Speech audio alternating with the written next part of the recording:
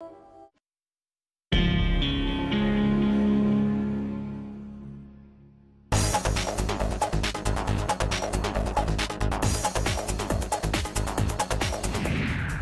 talk from U.S. Secretary of State Rex Tillerson for Russia and its relationship with Syria. April is World Autism Month. How can community engagement make a difference? And here in the U.S. Capitol, complaints about the metro transit system abound. But what do Africans think about how this system compares to those on the continent? Africa 54 starts right now. Good evening and welcome. I'm Vincent McCory. This is Africa 54.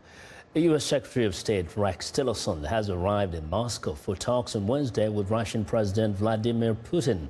And the stakes are extremely high. Before leaving Italy on Tuesday, Secretary Tillerson had some tough words for Russia and its relationship with Syria. The top U.S. diplomat commented on the recent U.S. missile attack in Syria, as well as what he termed the ineffectiveness of Syria peace talks, and said that Russia has not done enough to end the conflict in Syria.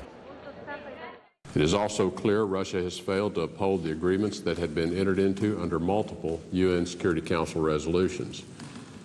These agreements stipulated Russia as the guarantor of a Syria free of chemical weapons, that they would also locate, secure, and destroy all such armaments in Syria.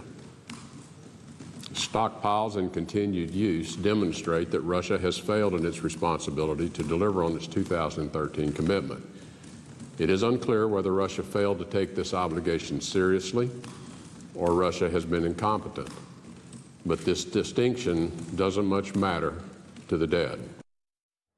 Well, before traveling to Moscow from Lucca, Italy, where he participated in a G7 foreign ministers meeting dominated by Syria, Tillerson said that the U.S. priority in Syria and Iraq remains the defeat of Islamic State, and he called on the G7 partners to help sustain the fight against the terror group. Now, for more background on Tillerson's meeting with the Russian president, here's VOA's State Department correspondent Nike Ching. The U.S. missile launch came days after a poison gas attack said to be carried out by the Syrian government that killed at least 100 people in the rebel-held Idlib province. Many of the victims were children. Prior to the gas attack, U.S. Secretary of State Rex Tillerson said President Bashar al-Assad's future will be decided by the Syrian people. After the attack, he took aim at Syria and Russia's support for the Assad regime. There is no doubt in our minds, and the information we have supports, that Syria, the Syrian regime under the leadership of President Bashar al-Assad, are responsible for this attack. And I think further it is very important that the Russian government consider carefully their continued support for the Assad regime. Tillerson's comments came days before he visits Moscow for talks with Russian officials. Former U.S. officials said the Syrian chemical attack is a major challenge to the nascent relationship between the Trump administration and the Kremlin. It is vital that the U.S. corrects course and that the current administration moves quickly from a set of alarming and ignorant comments to having a real policy and strategy for managing and mitigating Putin's negative impacts on world peace and security. On Ukraine, State Department officials say Tillerson will push Russia to meet its commitments under the Minsk agreements. He will make clear sanctions will remain in place until Moscow ends its aggression in Ukraine. It is a stand that America shares with its allies in Europe.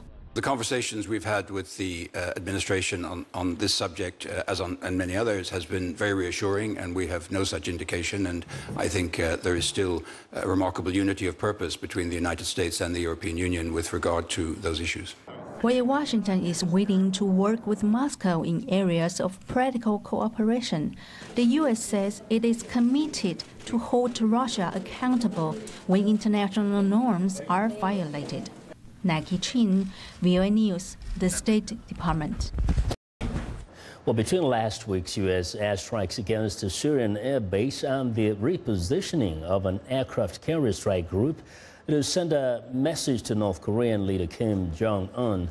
Many people are wondering, is U.S. President Donald Trump moving away from his America First foreign policy toward a more mainstream stance? Well, VOA Bill Gallo has more. Just a week ago, U.S. President Donald Trump made the same promise he did hundreds of times during the campaign. I'm not, and I don't want to be, the president of the world. I'm the president of the United States. And from now on, it's going to be America first. But in the week since, Trump's America First foreign policy has been challenged by problems elsewhere in the world. In Syria, a suspected chemical weapons attack prompted Trump to launch airstrikes against the government of Bashar al-Assad, drawing the U.S. further into a bloody 6-year civil war. In Asia, the USS Carl Vinson Strike Group sailed toward North Korea, a powerful message to authoritarian leader Kim Jong-un. And back at the White House, a shakeup with Trump's nationalist chief advisor Steve Bannon removed from his top post on the National Security Council. The moves were praised by a wide range of foreign policy figures, some of whom wonder, is Trump moving toward a more interventionist foreign policy? But it'd be a mistake to see it that way, says Jim Carafano, who worked on the Trump transition team. I don't think it's an interventionist foreign policy per se. What the president's demonstrated is the willingness to intervene when U.S. interests are pushed. Carafano, who spoke via Skype, says that's a contrast from President Barack Obama, who at times was more reluctant to use force around the world, and George W. Bush, who was accused of intervening too much. For their part, Trump administration officials say these Syria strikes do not represent a return to a policy of regime change. P.J. Crowley, a former Obama State Department official who also spoke via Skype, says that's smart. President Trump was elected, to fix problems in America. He was not elected to fix problems in Syria. And I think that's why the White House is obviously signaling that notwithstanding the president's willingness to take military action, he's going to continue to be very skeptical about getting the United States deeply involved in a civil war for which there is no military solution. Press Secretary Sean Spicer said the moves of the past week have been overblown by the media and that reports of a White House shakeup are inaccurate. The only thing that's being shaken up in Washington right now is being shaken up is Washington. Bill Gallo, VOA News, the White House. Well, the White House is moving ahead with its plans to sell up to 12 warplanes to Nigeria to help the nation's Air Force in its fight against the Boko Haram terrorist group. According to media reports, the deal could be worth up to $600 million. The A-29 aircraft has reconnaissance, surveillance, and attack capability and are made by Brazil's Embraer, but they use U.S. parts and were assembled in Florida, which makes any sale subject to U.S. export rules. Now, the sale had been put on hold following incidents by the Nigerian Air Force, including the bombing of a refugee camp in January that killed at least 90 civilians. The risk of mass starvation in the northeast Nigeria, Somalia, South Sudan, and Yemen is rising due to drought and conflict. The United Nations Refugee Agency says some 20 million people live in hard-hit areas where harvests have failed and malnutrition rates are increasing, particularly among young children. In South Sudan alone, where the United Nations declared famine in some areas in February, 1 million more people are now on the brink of famine. That's according to UNHCR spokesman Adrian Edwards. The UN is ramping up its operations, but is slowed down by a severe funding shortfall.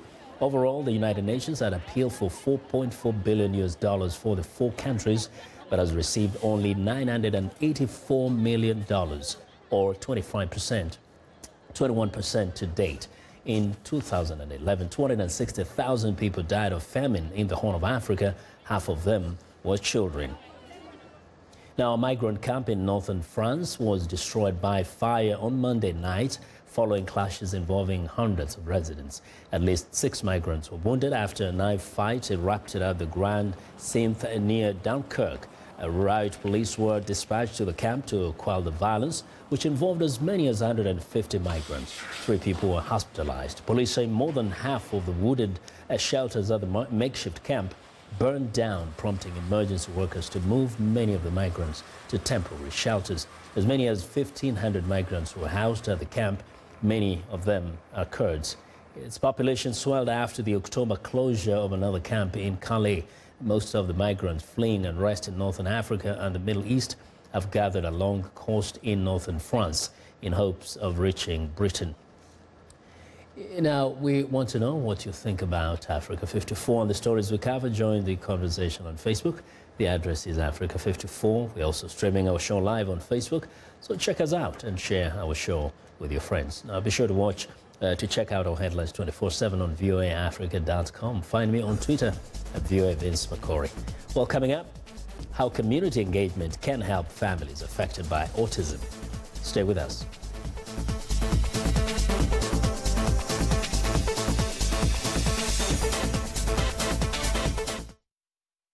Wherever you are, Voice of America is on air, reaching more than 130 million weekly, worldwide, in more than 40 languages. Online, social media, and breaking news from around the world. On the go, dozens of new features on popular platforms with new apps and trending topics. Voice of America, on air, online, on the go.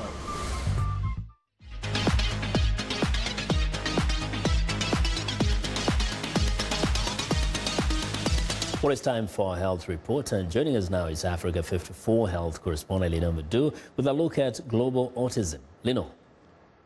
Well, April is World Autism Month. The U.S. Centers for Disease Control and Prevention says about 1% of the world's population has autism spectrum disorder, ASD.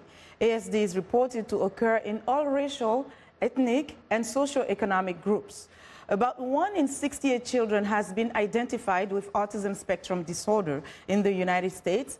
More than 3.5 million Americans live with the disorder.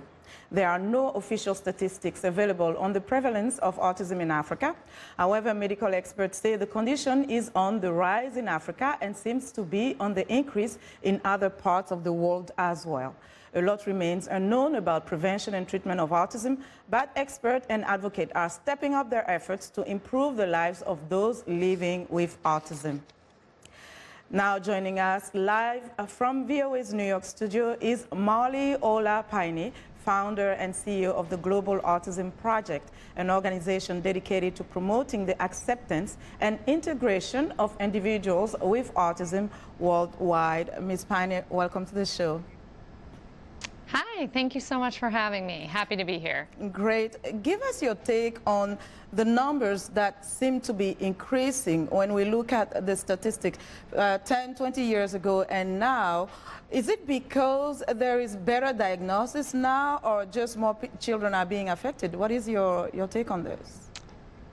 Yeah, there's a lot of debate about what that increase has to do with. For our organization, you know, we're really focused at the Global Autism Project on the kids with autism who are not yet identified even by their own community, and on increasing awareness in the community so that people who have children with autism are able to identify them. It's incredible because a lot of people are still not aware.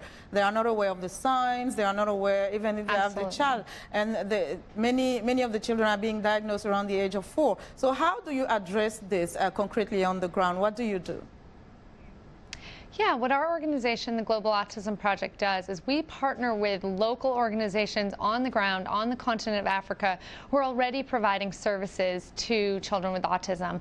And they reach out to us. They ask for a partnership with us. We go through an application process.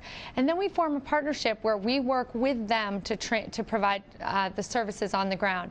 Our role in this is really on the training. Mm-hmm. So what, for children with autism, what seems to be the most pressing need in terms of care?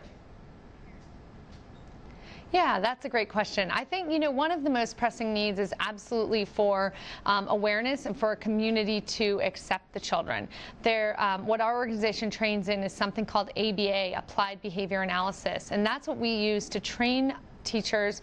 That's what we train teachers in so that they can teach children with autism effectively. How much impact have you seen when you train the teacher to train the children? Is ABA making a big difference? Absolutely. I mean, I think, one of the things that is the most exciting about the work that we do is to have a child in a community who is potentially, somebody who no one was aware even existed, and they come into an autism center and they receive training and they're able to communicate their needs. I think that's really one of the biggest things, is having children being able to communicate their needs. So what role can community play to really help this global effort to address autism?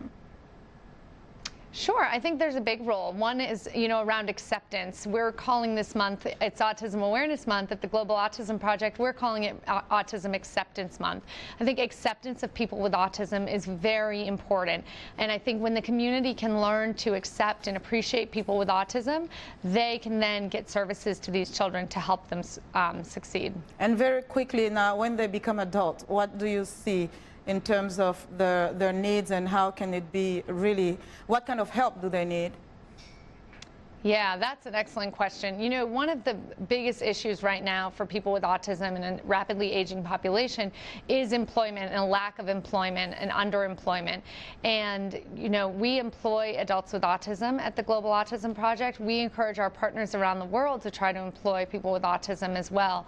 And that's really, everyone just wants to live a meaningful life and contribute to society. And very quickly, what do you hope to see in the near future in terms of new research? In terms of new research, I think research just about how we can help people integrate into society a bit more. Okay. Molly, thank you so much for joining us today from New York. Thank you so much. It was great being here. And that was Molly Olapaine. She is founder and CEO of the Global Autism Project. Now, getting a vaccine without the shot has always been one of the greatest hopes of medicine. For people in the developed world, it means getting a vaccine can be as simple as taking an aspirin. It also means they can get vaccines without a doctor or nurse. Injection-free vaccines could change the world. VOA's Kevin Ignox reports. This is how vaccines work now. Poor kid. But this is how they could work in the near future. This is the Mucojet capsule. It delivers vaccines orally by forcefully pushing the medicine past skin and mucus cells, so there's no need for a needle. Your drug is now being ejected out of the pill at a super high velocity, and it's coming out at a velocity that's high enough to gently permeabilize the epithelial cells and also go through the mucus. And so it's this very mild permeabilization that we're doing that essentially gets the protein across these one or two barriers that it needs to. The technology could mean vaccines become something you get from your doctor and take it home. For people who don't have easy access to doctors or nurses, it means they can get vaccinated without a doctor on site. It would be great to be able to have better distribution of vaccines, so you don't need nurses, especially when you're talking rural areas. Also, for parents who are worried about getting too many vaccines at one time, this would allow you to actually space out vaccines, because you could do it at home. You don't have to do it at the doctor. The research is still in its early stages, but has been tested successfully in rabbits. The trick now is to make sure it can also work on larger animals, like humans. Kevin Ignox, VOA News, Washington. Definitely my kind of vaccine. And that's our health report for today. To stay in touch, find me on Twitter @Lenore Moudou. Back to you, Vincent. All right, Lenore, thank you very much. And I'll be sure to watch Lenore Moudou's health report every Tuesday and Thursday right here on Africa 54. Well, I recently asked our social media followers to tell me whether you think it is drought or poor governance that is most responsible for famine in Africa, where we've been inundated by a lot of thoughtful comments, and I want to share as many as I can with you. So here we go. Tapla Romario from Cameroon is absolutely sure that poor governance is the root cause of all problems in Africa. Oswald Monda from Zambia says often man is responsible for this disaster by overgrazing and single crop cultivation. Achir Okuma from Abuja in Nigeria believes that it is poor governance. Those at the top, he says, lack of political will to find solution to most environmental issues. Hadis Al-Meyehu Fikir from Addis Ababa in Ethiopia also points to poor governance and says, look what happened in Ethiopia. A lot of rain rained, but the people died from drought. Well, finally, Sheki Eddie Jones from Kampala in Uganda doesn't believe that drought is a result of bad governance. He says, I think no one can change nature apart from God. He says the government doesn't grow food. It is us, the citizens, who grow and sell to the government. Well, thank you very much for your responses, and please keep them coming. We will continue profiling your answers to the question, do you think it is drought or poor governance that is most responsible for famine in Africa? Now, to participate in our social media segment, visit Facebook. The address is Africa54, and let us know what you think. Or send me a tweet at VOA Vince McCory. Well, it's time now for a short break. Still to come on Africa 54, public transportation on the continent. How does it compare to the system here in Washington, D.C.? We'll be right back.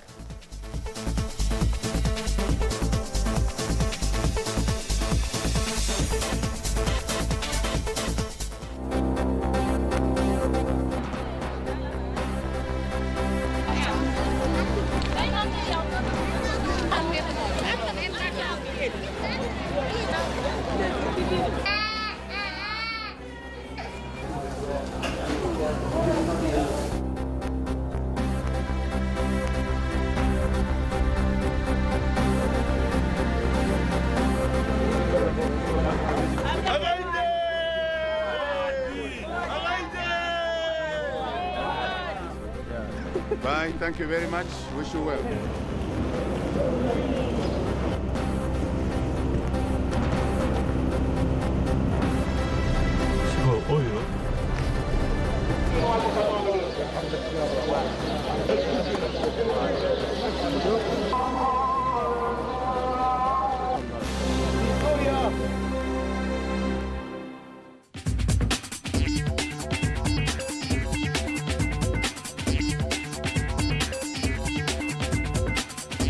Welcome back to Africa 54. Here's what's trending. On the catwalk at the Spring London Wedding Fair, things are coming up short.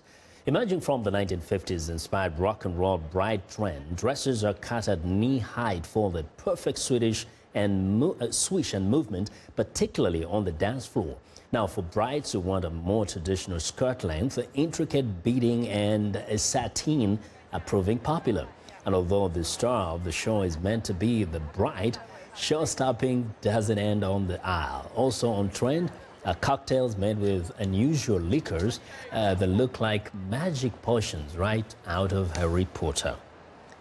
We're staying in London. Champion latte artists are crafting caffeinated creations on the London Coffee Festival. But the real buzz of this year's festival is all about Nitro Brew coffee, which is brewed in cold water overnight and infused with nitrogen at pressure as it is pulled from the pump. One vendor says the pump method chimes with British drinking culture because it is reminiscent of being in a pub. Nitro Brew coffee packs twice the caffeine kick as filter coffee. The cold brew trend started life right here in the US, but has crossed the Atlantic and is now available in London at coffee shops big and small. Well, and finally, these potatoes and flowers are hanging from a wall in central Milan. It's just one example of how the Italian city's annual Design Week is transforming the cosmopolitan space. The installation aims to bring attention to the importance of facades and exteriors in architecture. This year, many designers and brands are giving customers an experience rather than attempting to sell a product. So what's the biggest takeaway trend? Sustainability and a collective shift away from wasteful consumerism continue to be popular topics. And that is what is trending today. Now, a few weeks ago, we brought you a story on Washington, D.C.'s public transport system. Today, Africa 54's Esther Githu-Ewart talks to Africans in Washington who have interesting perspectives on public transport back in their home countries. I grew up in rural Kenya and used public transportation, which can be a challenge anywhere in the world. Poor infrastructure, speed, and overall lack of driving ethics, which continue to be frustrating to passengers. I will take you on a metro ride here in Washington, D.C., and speak to some Africans and hear what they have to say about challenges in public transportation back in their native countries. Public transportation is an essential component of economic development in any country. Many developed countries invest heavily in this sector to ensure efficient and safe transportation of people, goods, and services. At this metro station in Washington, D.C., I meet Musa Doumbia awaiting his train. He came to the U.S. 13 years ago and was amazed to see how advanced America's public transportation is compared to his native country of Mali. In Mali, we barely use train. Most of the time we use buses. And over there is kind of chaotic. You know, there is no limit in the number of people that you can put in the bus. It's not like organized like here. Our metro train takes us to Pentagon City. Here at Fashion Center, I meet Rose Kasuka from Senegal. She says riding a public bus in Senegal is a nightmare. It's different because there is no rules. Like it's always crowded. People are going even if they doesn't have tickets, and like some bus driver doesn't have license and everything. Like it's really like Africa everywhere in Africa. Doumbia says he obtained his driver's license in a day after he passed his driving test in the U.S., but in Mali, it is difficult to obtain one. In Mali, it will take you at least 6 months. You know, they will say, oh, the director need to sign, you know, the director need to sign, he's on vacation, da-da-da-da-da-da. Suri Koroma tells me he arrived in the U.S. 19 years ago from Sierra Leone, and not much has changed in his country's public transportation, and there is no order as to how people get in and out of the bus. It's just like people rushing in and out. You know, there is no line system, whereas people wait for one person before the other. It's whoever is the survival of the fittest. Here in Washington, passengers' safety is paramount. The first seats in the buses and trains are reserved for people with disabilities and the elderly. Those who are blind are allowed to bring along their guide dogs. Doumbia says most passengers in Mali ride public buses for lack of alternative transport. There is no seatbelt requirement. You know, most of the time, you know, it causes a lot of horrible accidents. In the U.S., a passenger in a public bus presses an audio button to alert the driver that he or she will exit at the next stop. Doumbia says passengers exiting from crowded buses in Mali shout their way out to get the attention of drivers. Or you scream at the passenger, hey, I will get up at the next, you know, the big trees over there, because there is no, most of the streets don't have sign. You know, you will see the yellow house over there, I need to get out there, yeah, that's how you tell. In Washington, the Metro public transit system is spending millions of dollars to improve the sector, and although it is not perfect, it is an eye-opener on the possibilities available for developing countries to improve their public transport system. Oh, I feel better here. This is way better than what I have in Mali. Esther Gidui-Ewart, VOA News, Washington. And that's our show. Have a good night.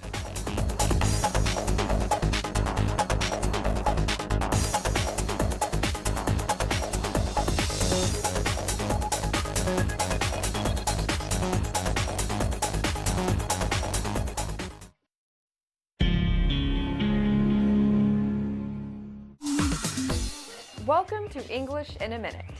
An envelope is a flat paper container used to send a letter. So what could it possibly mean to push the envelope?